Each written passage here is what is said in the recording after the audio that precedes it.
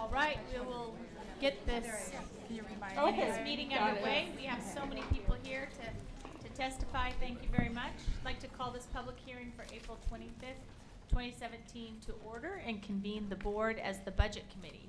Thank you all for being here. The board has set aside an hour this evening to hear your comments on the superintendent's proposed 2017-2018 budget. Since there are many who wish to testify, we are requesting that you please limit your comments to 2 minutes. Public feedback is very important to us. The board, acting as the Budget Committee, will take everything into consideration before approving the budget, which is scheduled for May 23rd. We have scheduled an additional 1-hour public hearing on the budget for May 9th here in the board auditorium. That hearing will begin at 5 o'clock. We have interpreters with us tonight, and I'd like to invite them up at this time to introduce themselves and indicate where they will be located in the room.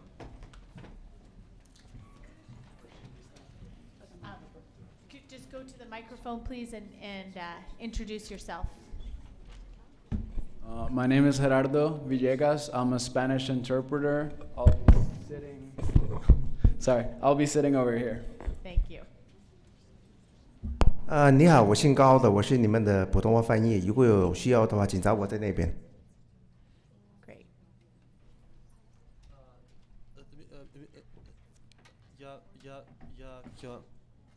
Я буду сидеть здесь вот и буду переводить это с английского на русский язык. All right. Thank you all very much. Director Esparza Brown and Director Knowles will be joining us shortly. Ms. Houston, would you please call up our first two speakers? Celeste Lewis and Ginger Taylor.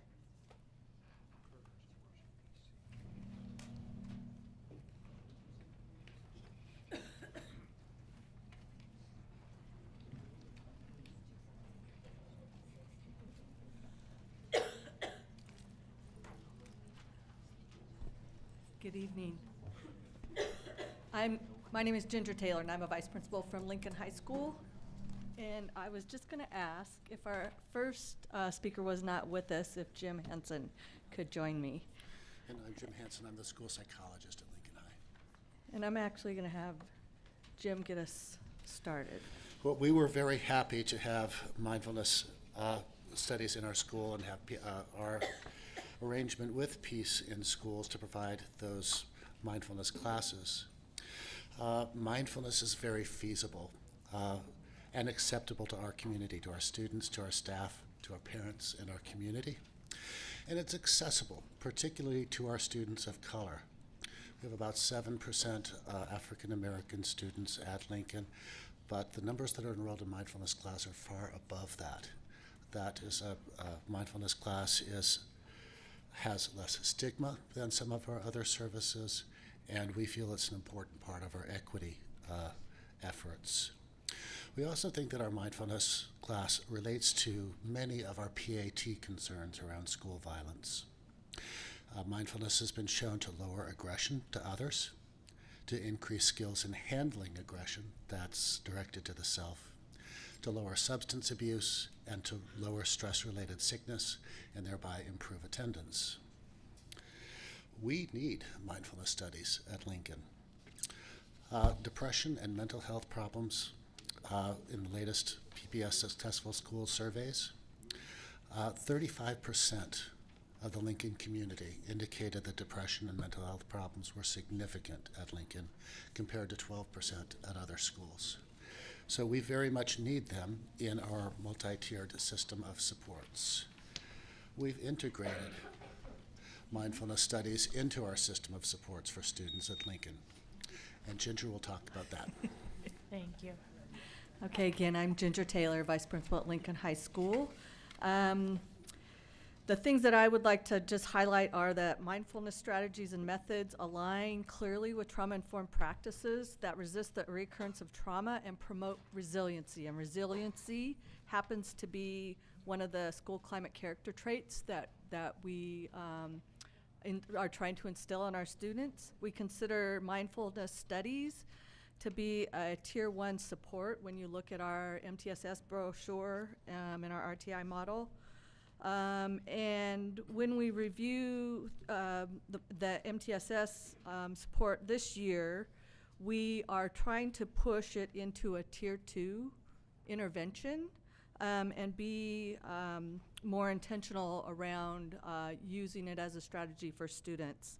As Jim mentioned, many of our students that have had child find interventions have resulted in having schedule adjustments that now allow them to take advantage of our mindfulness studies. Those are our students who are at risk for suicide. Thank you. And this year, we're continuing to be more intentional with our practice and have worked to have many of our students who have 504 accommodation plans around ADHD, anxiety, and depression now are able to access mindfulness and use it for self-regulation and self-management.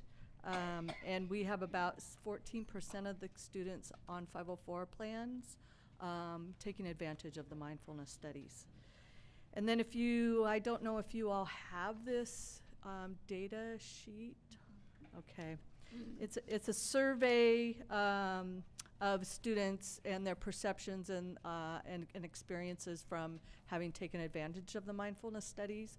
And my hope is that someone else will share that with you. But specifically, Lincoln students that were surveyed. Just finish, please, quickly.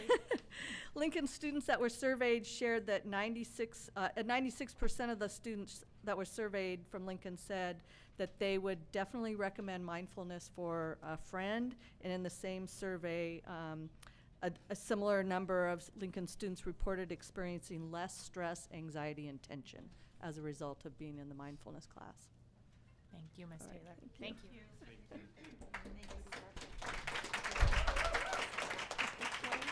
Ms. Taylor? Ms. Taylor? Ms. Houston? Could you please give that sheet to Roseanne Powell to make copies? Thank you. Our next speaker is Ema Opamisyuk and Suzanne Clark.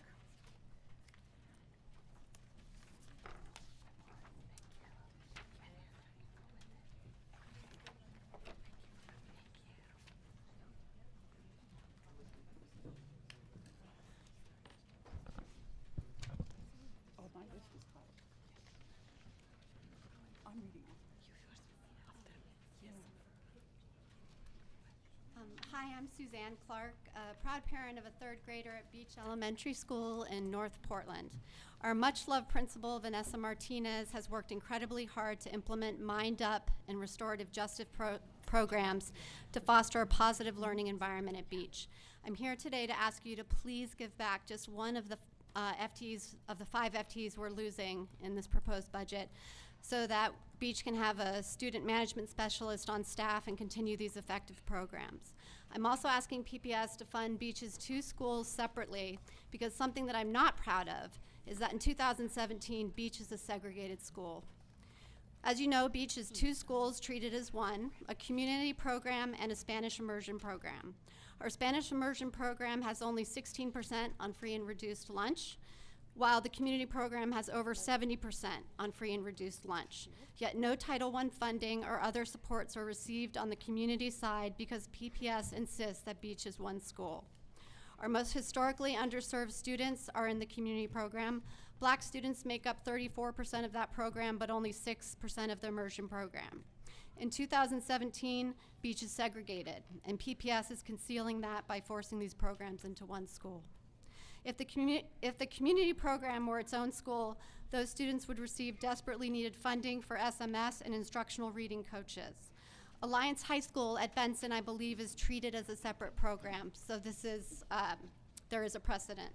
Beach's community program has 15 Tier 3 students that are trauma impacted and that on any given day, at any given moment, blow out of the classroom, run around the building, and sometimes even out of the school.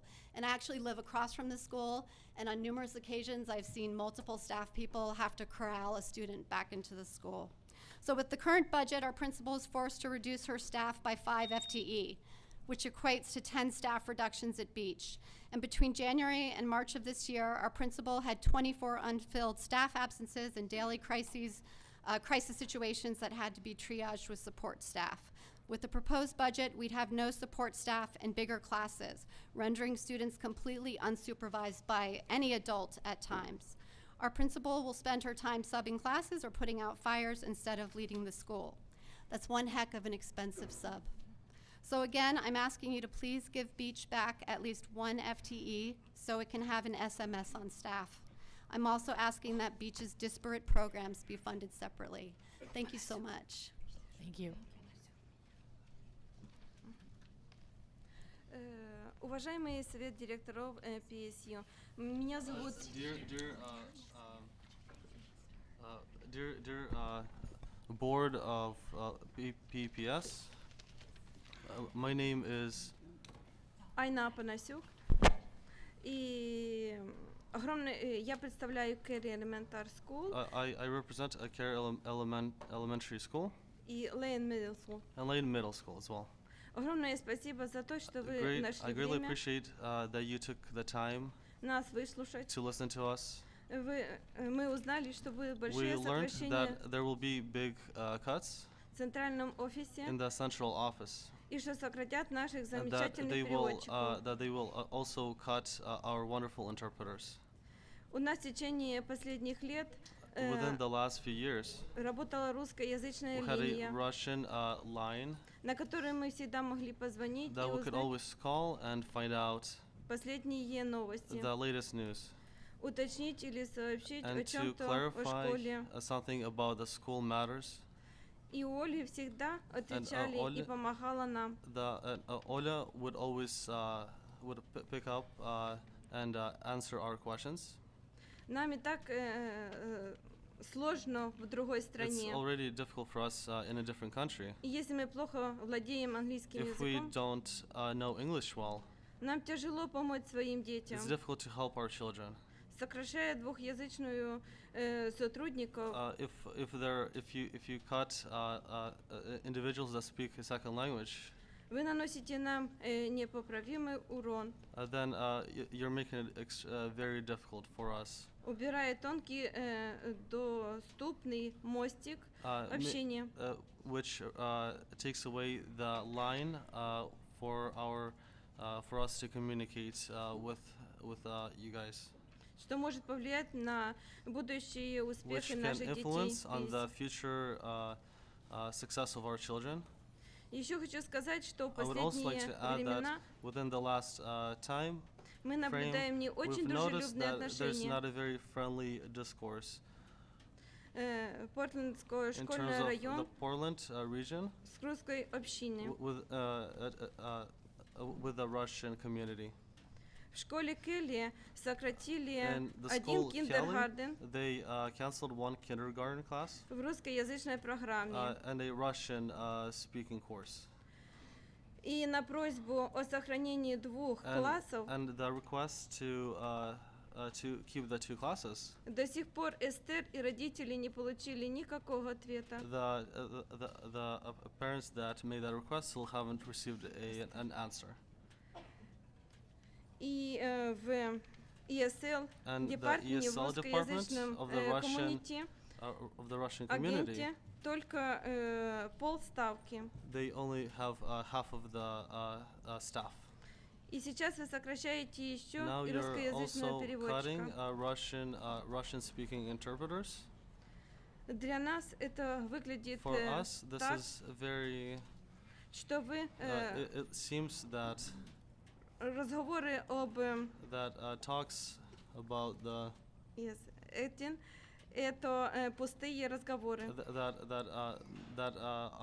What we say doesn't make an influence. Мы призываем вас и не We would like убирать to ask you not to remove переводчиков, interpreters, не оставляя родителей без такой необходимой помощи. to not leave parents without this useful resource. Thank you. Thank you.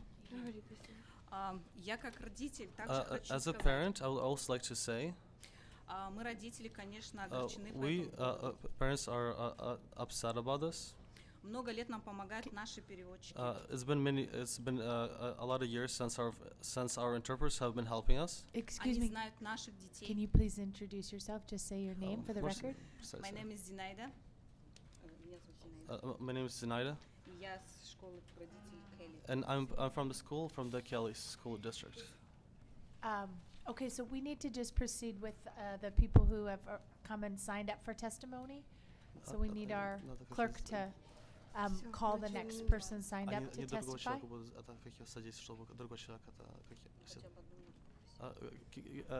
Could I speak for a minute? Just maybe a couple sentences. Пару предложений. Мы, We, случайные переводчики из агентств, не знают нашей системы. because of the system, the rare interpreters that come, they don't know what's going on. Они не смогут так перевести, They как won't be наши able. переводчики.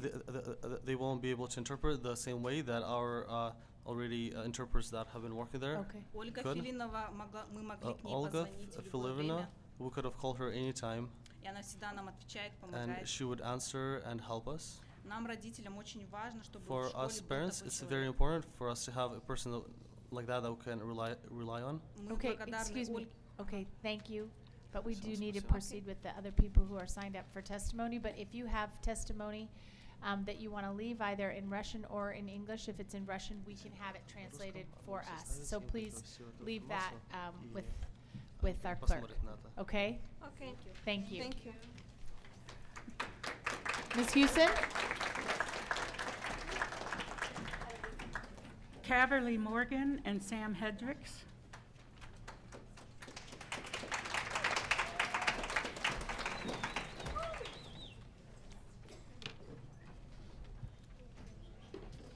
Thank you. I'm Caverly Morgan. The Portland Public School District is the first district in our nation to address the emotional and mental well-being of our teens by offering mindful studies in 6 of our schools, hopefully 8 in the fall. Thanks to Brian Chittard of Wilson High School, we've not just begun a new program, but a movement. As the executive director of Peace in Schools, I hear about the countless emails we receive each week from all over the nation and actually all over the world from people who want to implement this program. And while we intend to expand beyond Portland, our focus now is on perfecting what we're doing here. You might wonder why we've gotten the attention of CNN, the Washington Post, and the New York Times, and why we've been featured twice on the cover of Mindful Magazine, a national publication. And it's because no other city in the country is offering this extensive of a class to this many students. Most mindfulness programs are quick interventions. They don't have the capacity to offer the depth and duration of a semester-long course with a very intensive curriculum. Portland is the first city in the nation to host a class that not only teaches students the fundamentals of mindfulness practice, it invites students into a deep experience of self-inquiry that allows for a new relationship with themselves, others, and the world around them. It's a catalyst for transformation. And in a society plagued by suicide and acts of self-harm, bullying, and other violence in general, this work is critical.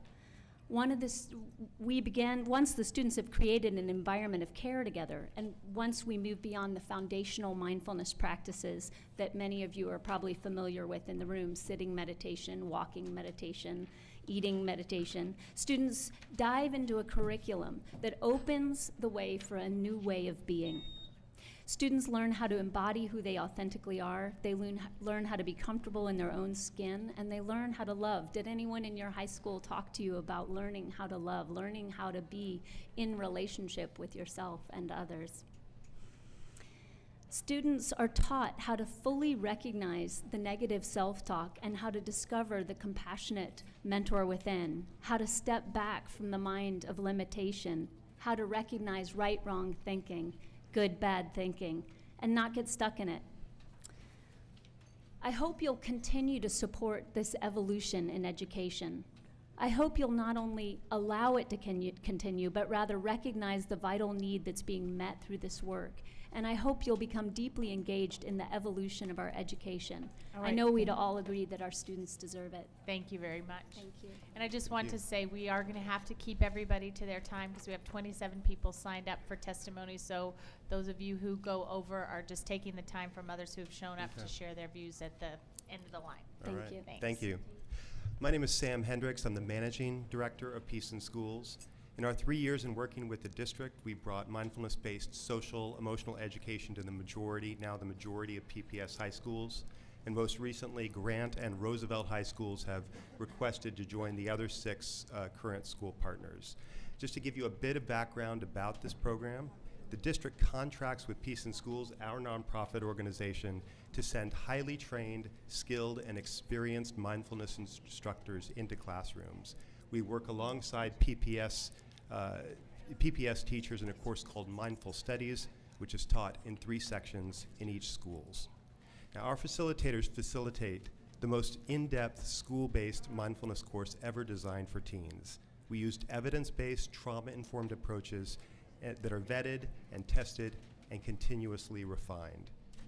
Every principal that we work with has described the program in various terms as a vital tool for the emotional and mental well-being of their students. Even in the midst of these serious cuts, even in the midst of hard choices, 8 schools have forecasted and staffed up for mindful studies this fall. Clearly, they do not want this program cut, and neither do the 1,000 plus students who are served by it. The findings that were described by our friends at Lincoln really indicate why this is such a powerful program for the students. It takes $163,000 to fund a program that will serve 8 schools and reach 1,100 students. That's $145 per student per year. This money doesn't just fund another elective, it provides proactive, preventative tools for mental health. And for many teens, those tools make success in school and in life possible. One last word about the value that Peace in Schools provides to the district. As a nonprofit organization that exclusively serves PPS, we subsidize this program substantially with grants and fundraising.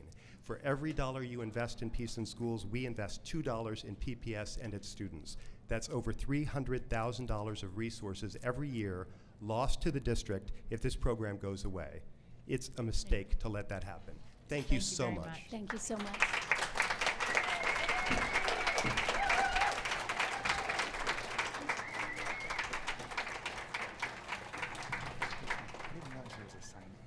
Ms. Houston? Our next speakers are Kathy Ruberg and Evan Foss.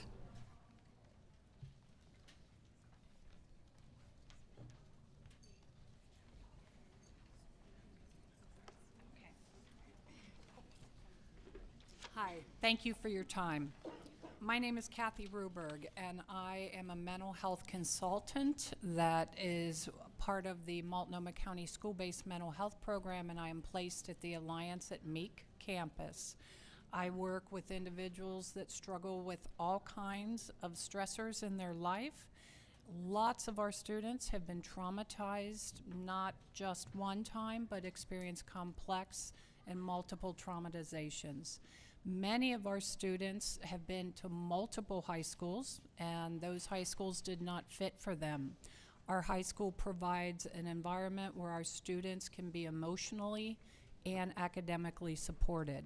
What I would like to say is that the Peace in Schools program at our school has done amazing things for our school environment and for some individual students. I have worked with multiple students over the 2 years that I have been at Meek who have benefited from this program. They talk about it, they discuss it. I had students who were not attending school, and one of them told me just recently, I am in mindfulness, and that's one of the reasons I come to school. She wasn't coming for about a month. She came back and said, I love that class. These are the classes that assist with improving school performance, helping with mental health challenges, as others have pointed out. There's plenty of research that indicates that, and some of that's been mentioned.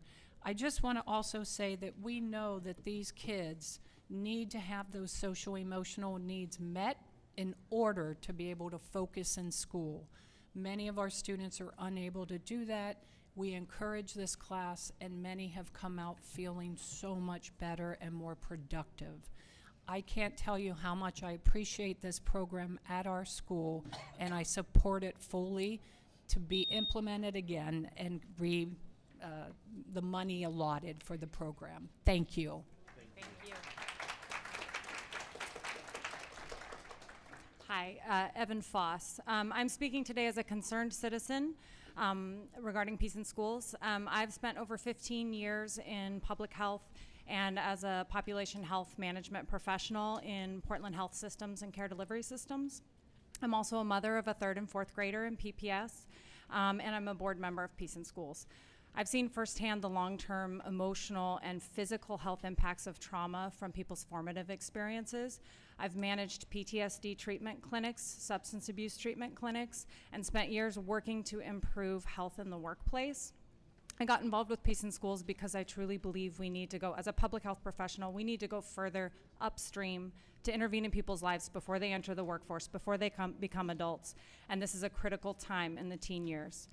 Because healthcare institutions like the one I work for and public health institutions are rapidly discovering that social and emotional well-being underpins individual health and the ability to make lifestyle choices that impact things like chronic conditions later in life, large health systems are right now preparing to invest a lot of money to support trauma-informed school-based programs in the immediate future and going forward here in our region.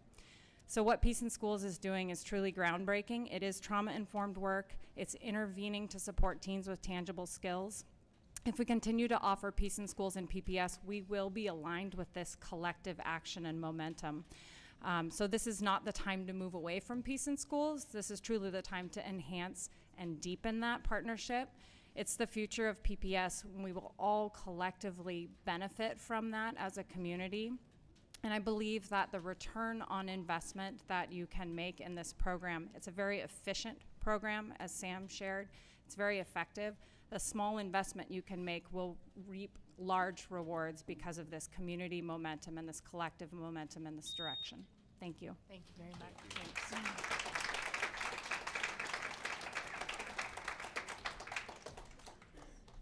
Janice Ching and Amira Streeter.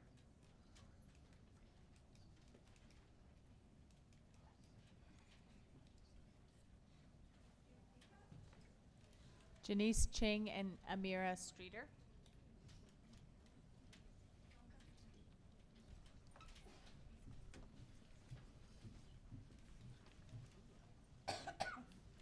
Hi, good evening. Can y'all hear me? Yeah. Okay, great. My name is Janice Chang. I am the policy manager at Apano.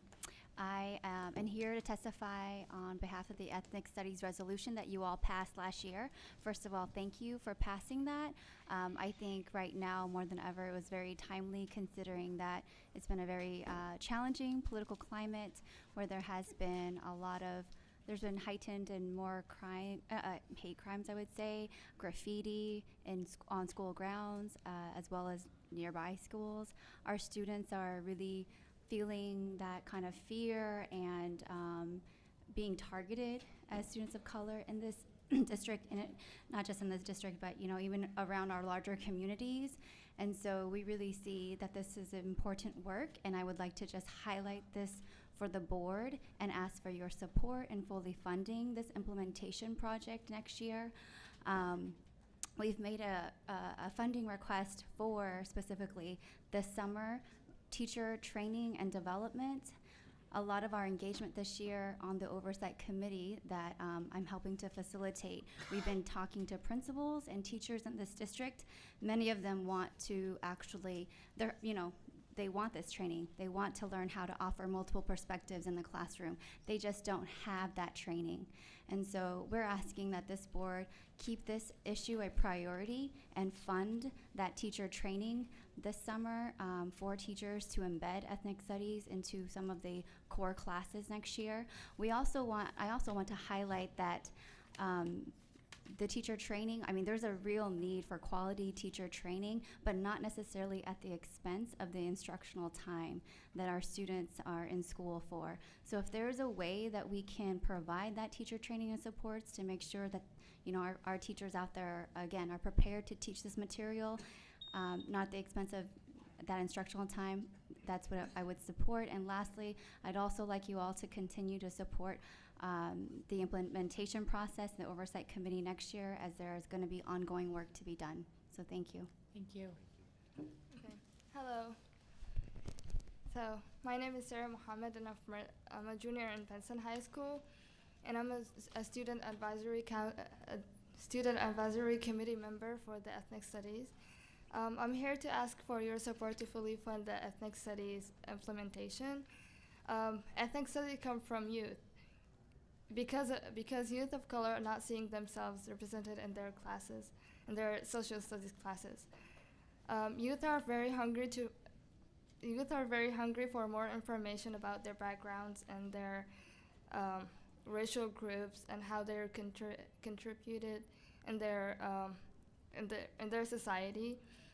According to many of the surveys, many surveys and listening sessions we've done recently, youth of color want teachers who are really open-minded and really care about what they're teaching their ethnic study classes, and really care about what the student want and what to learn, what really student want to learn in that class.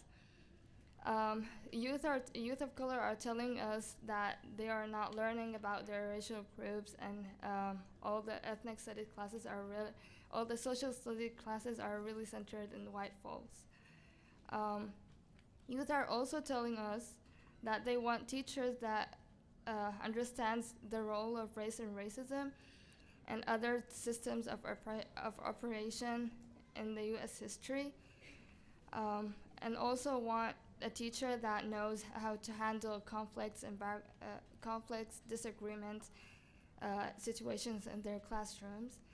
Ethnic studies is really important to me because it really helps acknowledge the students about their identities and backgrounds, and reveal the positive parts of their cultures and identity.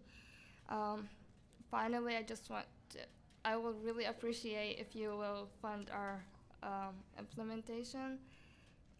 Thank you so much. Thank you very much.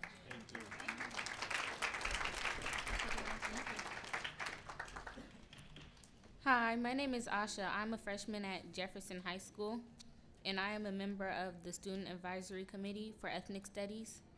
I am asking the board to fund ethnic studies in the classrooms next year because ethnic studies provides knowledge to navigate systems in larger societies, and ethnic studies promotes cross-cultural learning that is important during this challenging political moment because it helps us to understand other people's experiences and perspectives. Being informed is the first step to being an engaged citizen. This is personally important to me because my teachers have not been able to teach me about other people's perspectives in the way it should be taught.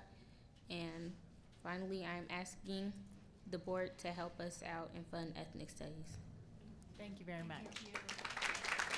Ms. Houston?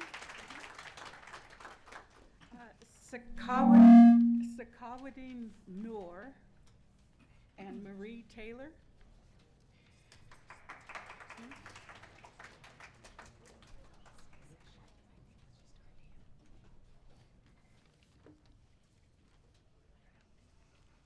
Thank you. Hello, my name is Sakawadin Noor, and I am a concerned parent and a community member. Thank you very much for the opportunity you gave me today to testify in front of you. How much I am disappointed the decision that Portland Public School to eliminate translation and interpretation services employees. When I heard the news that Portland Public School is contracting out the translation services outside the vendors who are literally have no relationship with our families and their students, at the same token do not have education experience in our school, classroom settings, and more than that, they do not build the trust the family they would serve as desired. As a community, we are still facing many challenges of communications and coming a long way gradually to be part of the school system. Our family do not involve with the different activities in the school of their children yet, and it's where these employees of translation interpretation services bridge the gaps between school and the parents. If we dismantle today that system functioning even though this department needs more investment and training, but outsourcing is not the solution to tackle a prolonged problem of underserving a community of color. As a parent, if I highlight some examples that I know for the first hand, how single mother in my community who do not speak the language of our school needs to call her school children and wants to inform one of the children is not feeling well, and she would come to school that particular day. Portland Public School promotes inclusiveness and equity in our school, and the community of color should feel that they are part of the parcel in our school stakeholders. But we do not see these days in your own budget that inclusive and equity. Above all, it was not a long time ago when some of the local newspapers published some complaint of our families, and as you may be aware that Somali community students graduate rate is not that great. Closing, I am arguing our board members to reconsider this decision of elimination, this department, which I believe it will ill-advised decision in which Portland Public Schools to contract out their work outside companies who do not have known how skills and trust of our families. Contracting out is not the Excuse answer. me, sir. Thank you. Thank you very much. Public schools has to walk to the desk. Thank you. Okay, thanks. Hello. Hello. Hello. Hello. I'm Marie Taylor, and I teach in the Mindful Studies program at Madison High School. I'm here before you now to speak very specifically about Mindful Studies funding as an equity issue. And I'm glad that you guys will be reviewing your equity stuff later on today. Cultural transformation of the policies, people, practices, and partnerships to build a more equitable, inclusive organization. I'm very grateful that Brian Chittard at Wilson saw the benefit of this program and figured out how to move it from an after-school program that impacted a few to a 4-credit class that now reaches hundreds of kids every year in the district. In order for Brian to do that, he had to approach his foundation to help cover expenses. The program then spread to Lincoln and Cleveland, which is fabulous.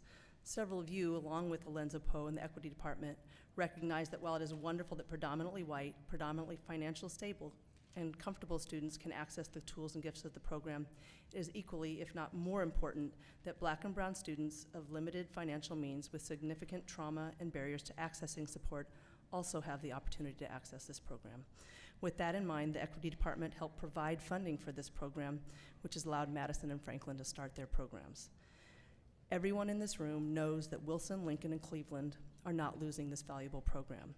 They have principals, students, parents, and foundations that will find a way to continue funding it. We also know that Franklin and Cleveland have amazing students, administrators, and parents, but are lacking the financial resources needed to run Mindful Studies without PPS support. If you are not willing to find a creative way to maintain funding, especially for the schools that most need it, you're essentially saying that it is appropriate and acceptable for this program to be reserved for those who can pay, and that, like so many issues facing our students of color, if you can't find the money, too bad. The board has been vocal in recent years about the importance of equity, the necessity and morality of doing more for historically underserved populations. What are you going to do right now for my kids? Thank you. Thank you very much.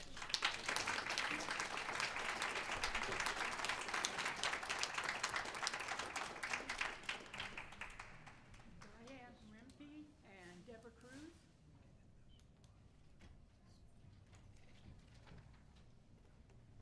Hi, I'm Deborah Cruz. I'm a substitute teacher at PPS, and I have 2 children in the PPS schools that filter into Lincoln. My plea to the board is this: before anything else, please do not cut teaching positions.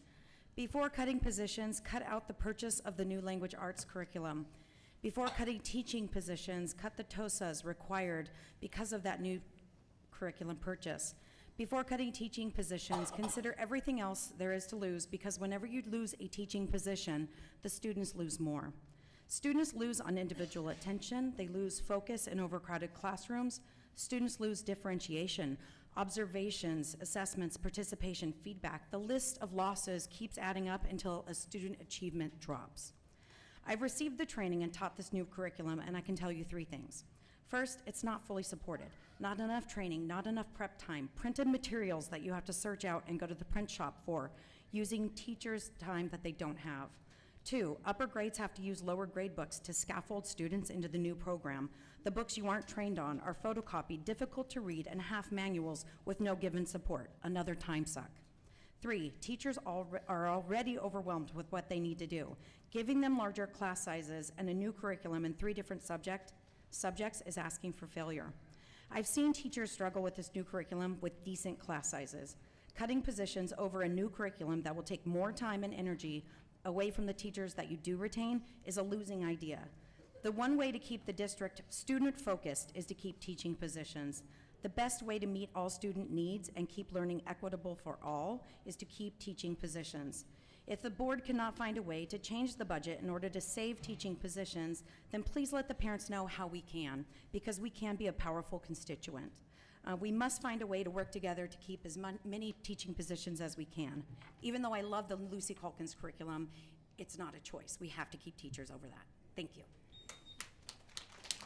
I want to answer your question about what we can do and let you know that there are cards in the back of the room from Oregon Rising, which are postcards for everyone to take and fill out and send to your legislators, send to the co-chairs of the House Ways and Means Committee, send to the governor. Please communicate with everybody down in Salem that we need more revenue for schools.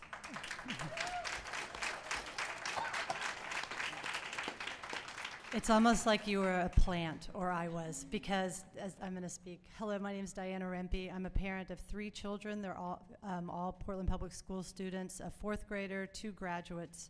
I live in North Portland. Because of the large age gap between my children, I've been a PPS parent for the last 16 consecutive years, and I still have 8 years to go, so watch out. During these 16 years, my children have experienced cuts every year to PE, music, the library, art, to their teachers, the staff.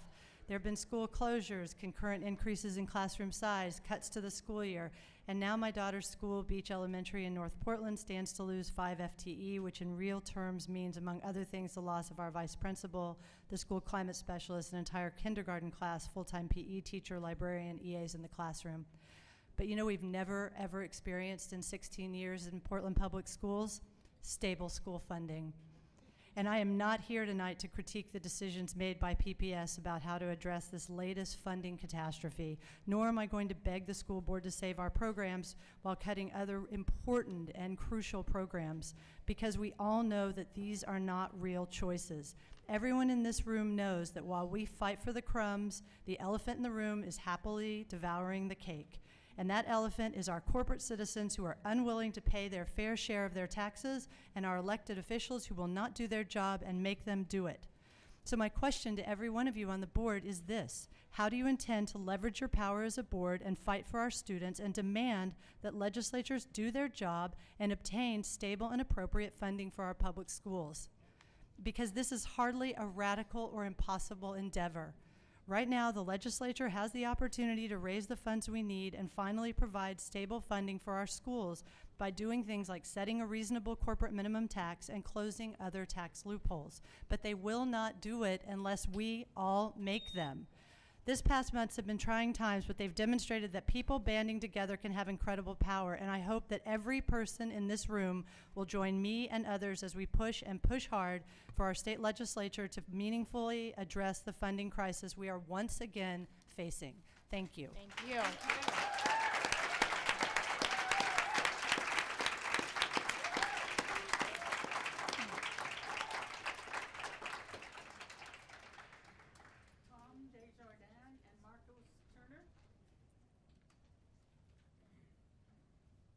Marcos Turner. And Tom from Mount Scott.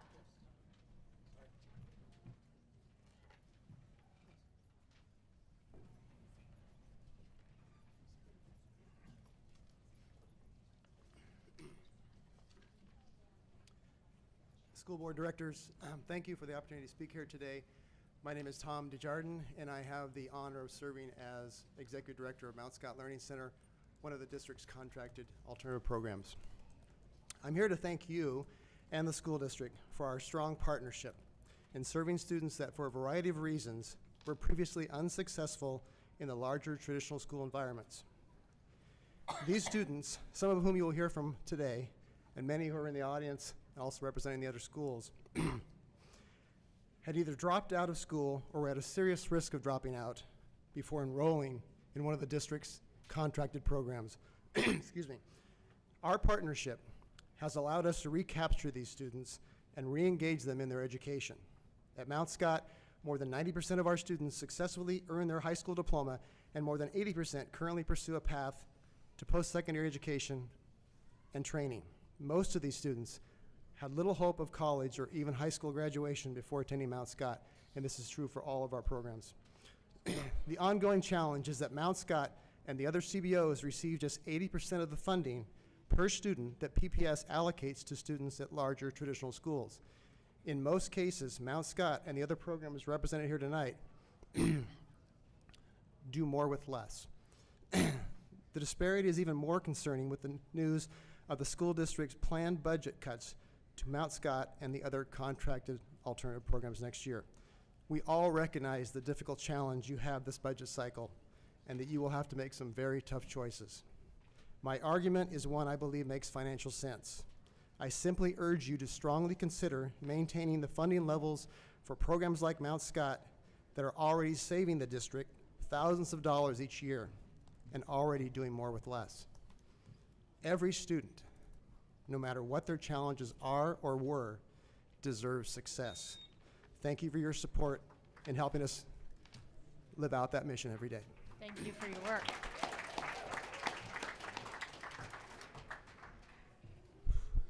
Hello, everyone. Thanks for taking the time to hear what I have to say. My name is Marcos Turner, and I'm currently a 16-year-old sophomore at Mount Scott Learning Center. First of all, before attending Mount Scott, I dealt with severe anxiety and anger issues for quite some time.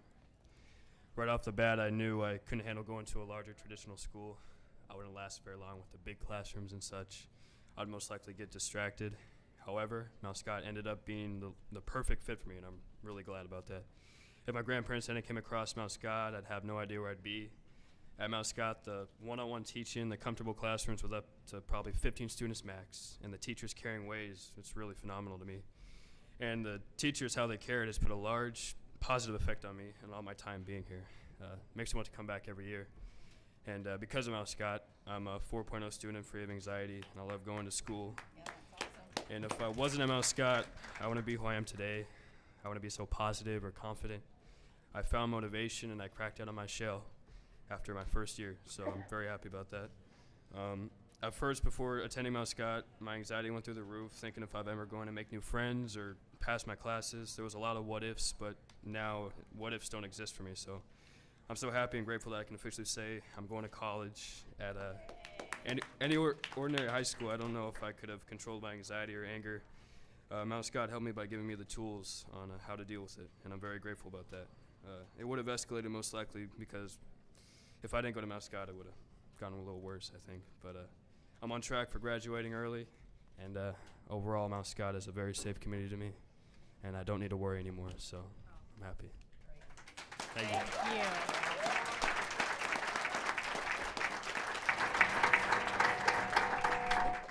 you. Next, we have Jelonte Jefferson and Lily Williams.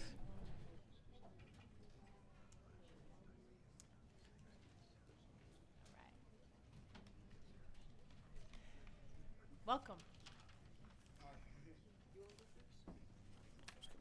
You go first. Me? You go All first, right, yes. okay. So my name is Lillian Williams, and I'm a senior at Mount Scott Learning Center, and I will be graduating this June. I've struggled with schools a lot in the past, from failing grades to general behavior and dealing with the frustrations of my own personal life. And I never got the attention in school that I needed. And that's not me being selfish, that's me holding on to the last string of self-worth I had left and caring about my education and my future. When I attended the larger traditional schools, the classes were so huge to the point where I've seen students sitting on window sills and dusty, water-damaged floors because there was no room at the desks. And teachers did offer help after class, but with 10 or more students from each class a day asking for help, the teachers wouldn't actually spend time with you until you understood the subject. It usually was a brief 1 or 2 minute re-explaining of what was went over in class, and if you were lucky, they would spend an extra minute or two going into detail over the subject that was taught. Coming to Mount Scott Learning Center has completely changed my view on the education system. At Mount Scott, classes are small enough to where you get that one-on-one time with your teachers that is necessary for your success, yet big enough at the same time you don't feel singled out. Not only has this school helped me develop a newfound love for education, but has helped me learn to love and appreciate and understand my self-worth. I've become more comfortable in communicating my struggles and shortcomings and how I feel. And I'm so thankful to this school that I've been able to experience the success that I thought would never be obtainable for me. I just hope that many students for years and years to come are able to experience the same love, comfort, and success that I have at Mount Scott. Thank you. Thank you.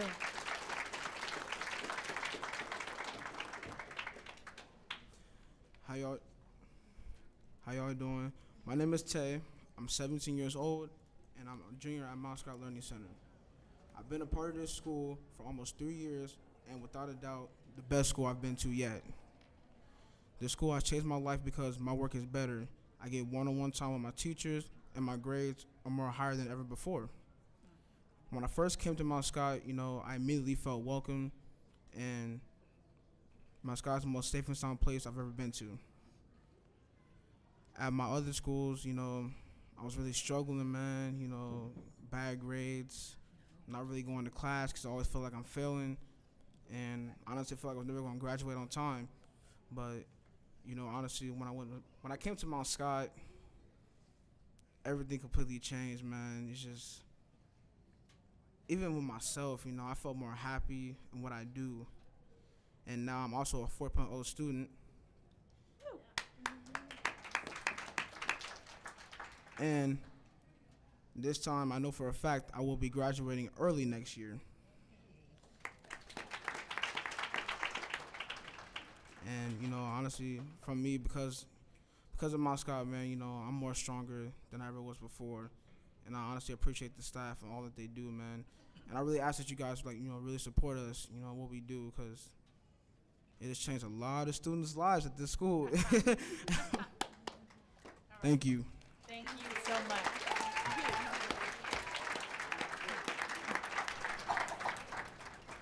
Next, we have Heather Meharry and Kiana McElroy.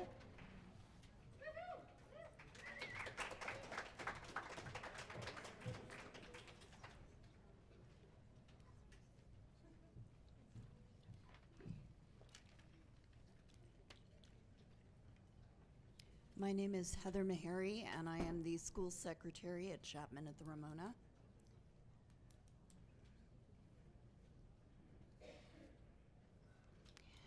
I'd say good evening, but there's nothing good about why we're here. I've worked for PPS for 16 years. I speak for myself and classified employees. Everyone talks about teacher cuts, but no one has mentioned that almost 200 classified employees had jobs cut, hours decreased, or were unassigned. This is what I do. I've stabilized broken limbs, treated head injuries, and sat with kids during seizures while waiting for paramedics. I keep charts and give medication. Without nurses, classified employees manage children's health. I meet buses and check schedules to keep kids safe. I secure the building, evacuate students, and keep them calm during emergencies or student outbursts. I fix shoes and eyeglasses with duct tape and paper clips. I comfort children in crisis or trauma. Ayuda a familias que no hablan inglés. I help struggling families find assistance and resources. During the snowstorms, classifieds stayed with stranded kids, some until 10 or 11 at night, although we're not being paid for part of those days. I answer calls, file documents, handle records, and enter data while responding to 1,000 emergencies. My title is school secretary, but I'm a critical part of keeping children safe and well. Classified employees are qualified, dedicated people, good at our jobs, and proud of our work. I don't know the solution, but I know many people in different positions have told me they feel the TOSA program does not enrich classroom education, and money could be saved by closing it. Classifieds are one of the last remaining safety nets in the district. If you balance your budget on our backs, it's not just unwise, but dangerous. Please reconsider. Thank you.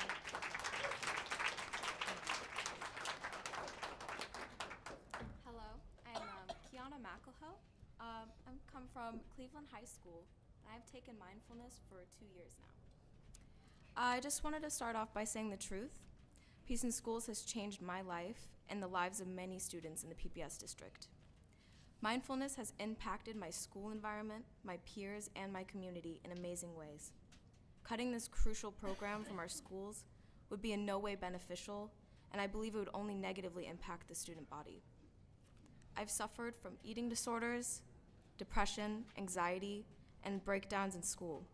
And I have to tell you, without the precious tools of Peace in Schools that Peace in Schools has taught me, I honestly don't know where I would be. Mindfulness teaches its students tools to believe in themselves, to empower themselves, and accept themselves. The importance of mindfulness in schools is indescribable. I've seen this program help people off of medication. I've seen this program help students be safe from themselves. Mindfulness lets students be themselves, learn about themselves, and liberate themselves. I ask of you, Board of PPS, to please consider the negative impact of cutting this program would be on the student body and the community. Please keep this amazing program in our schools. Thank you. I also have a small petition of 250 signed signatures. Awesome.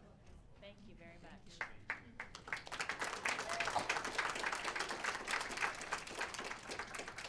Next, we have Robert Benton and Christopher Cook.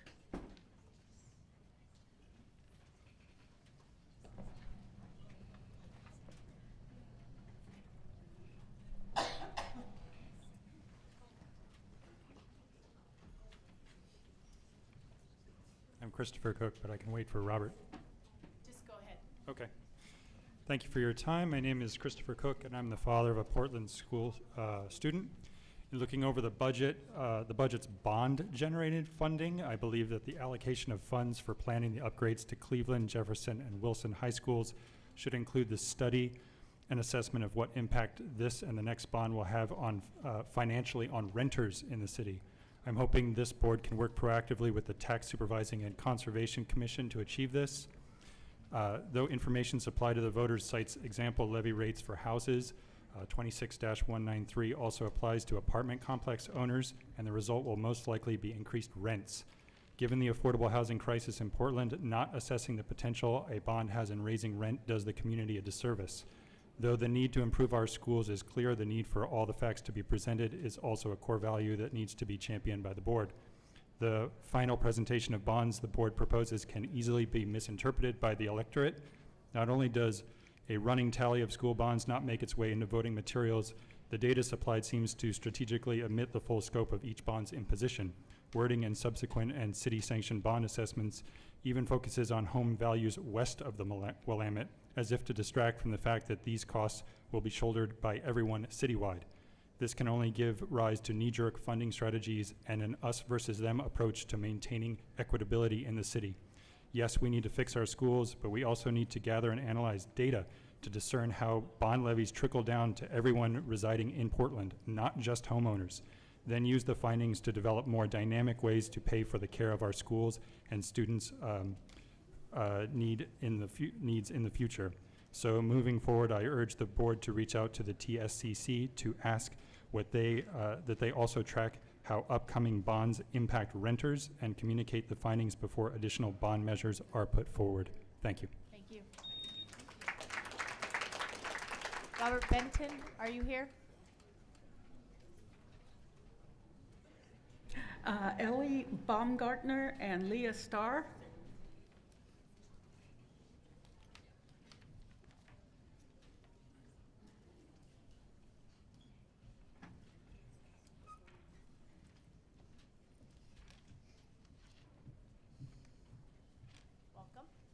Thank you. I'm Leah. Should I wait for Ellie? No, please go ahead. Okay, my name is Leah. I am a parent of 3 PPS students. Thank you for having me. As you know, Grant families and its feeder school families have critical concerns about the grant to Marshall Transportation during the upcoming 2-year remodel of Grant High School. We are grateful that our concerns were heard. Thank you. Funding for Grant to Marshall Transportation is in the 2017-18 budget in a 3-tiered proposal. This transportation will help alleviate unreasonably long commute times for many Grant students and prevent absenteeism and late arrivals, both of which we know increase the odds of students dropping out. As you know, the state reimburses PPS for 70% of transportation costs. I'm here to strongly encourage approval for transportation services to Grant students during this PPS budget process, and to give Grant and the Transportation Department latitude to adjust the plan as the community needs it. We have consistently said the common goal for Grant to Marshall Transportation is a reasonable and equitable amount of commute time for all Grant students facing this long 2-year time of necessary commuting. Further, with this budget, we are asking you to direct PPS Transportation to work with families to create extremely direct, express, and time-efficient focused routes to expedite travel times for students. Minimal stops, fastest routes possible. That may mean changing the plan for Zone 2 and Zone 3. Planning for the current and documented bus driver shortage in Portland is crucial. Voters approved the 2012 bond with the understanding that we'd get what we voted and paid for. In 2 weeks, voters are considering whether or not to vote yes for the upcoming Measure 26-193 that ensures safe, modern, and healthy schools for students. PPS can demonstrate that a yes vote ensures follow-through by including transportation for Grant students, as was in the original 2012 bond materials. Thank you. Thank you. Welcome. Thank you so much for the opportunity to speak. My name is Ellie Baumgartner. I'm a speech-language pathologist. I work supporting both the ESL and special education departments. Closer. I'm here speaking on behalf of concerned speech-language pathologists and other educators in special education. We, as a group, are very concerned about the potential cuts to our translation and interpretation staff who are invaluable. I'm here to share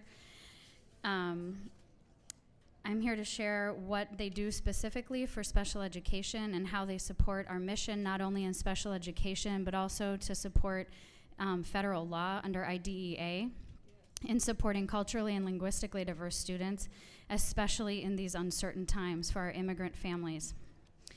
A gentleman named Mr. Riale Saeed, one of our translation and interpretation staff, is one of many who are invaluable to our appropriate assessment and referral processes in special education.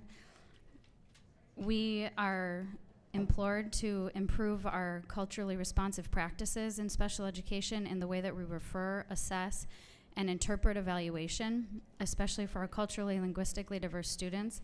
When we look at ourselves as special educators, we are predominantly white, monolingual, English-speaking staff, which does not represent the communities of our families. Mr. Riale Saeed has helped, just as one example, in helping families from our Somali-speaking community.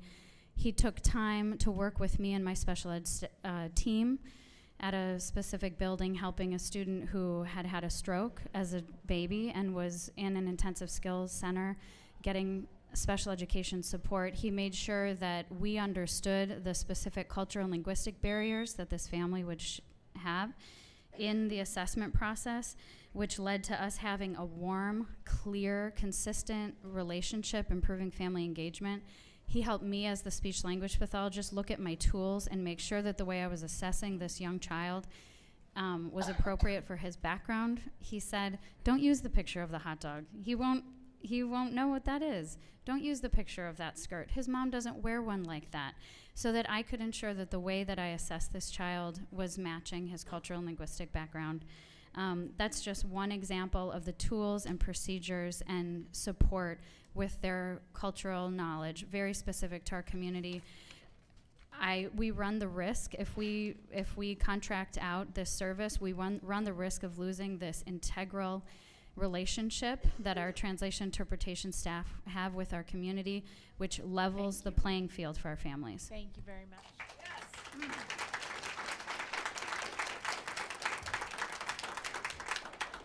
Lastly, we Campillo and Irma Hernandez.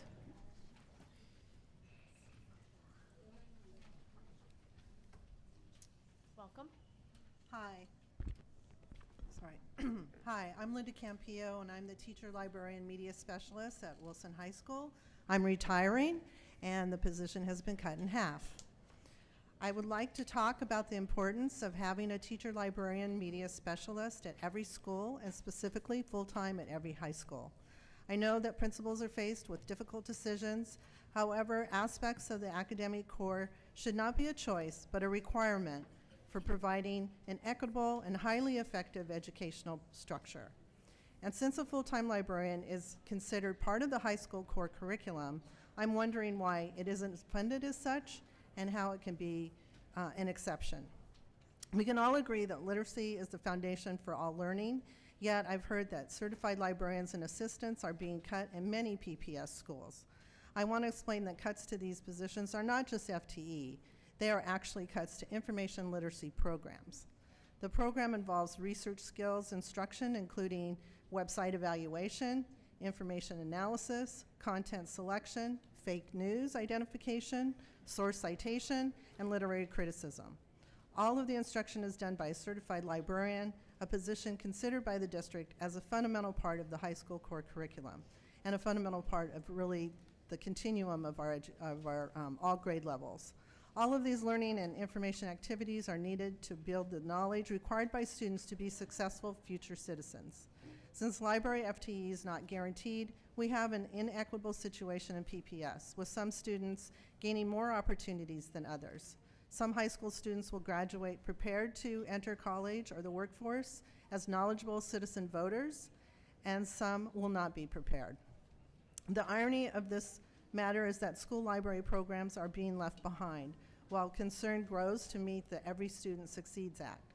Scores of research shows that professionally staffed school libraries with strong programming contribute to increasing student achievement and higher graduation rates. Informational literacy instruction is a continuum that should be taught at all grade levels. I hope you will seriously consider furnishing all schools with specific required library program FTE to keep a professional certified librarian and assistants. It's for the students because they are the ones that will lose. Thank you very much. Thank you. I want to say thank you to everyone who testified tonight. Also encourage any of you to send testimony or further thoughts to the board office for us all to review. This public hearing is adjourned, and we will reconvene in 5 minutes for our normal board meeting. Thank you very much.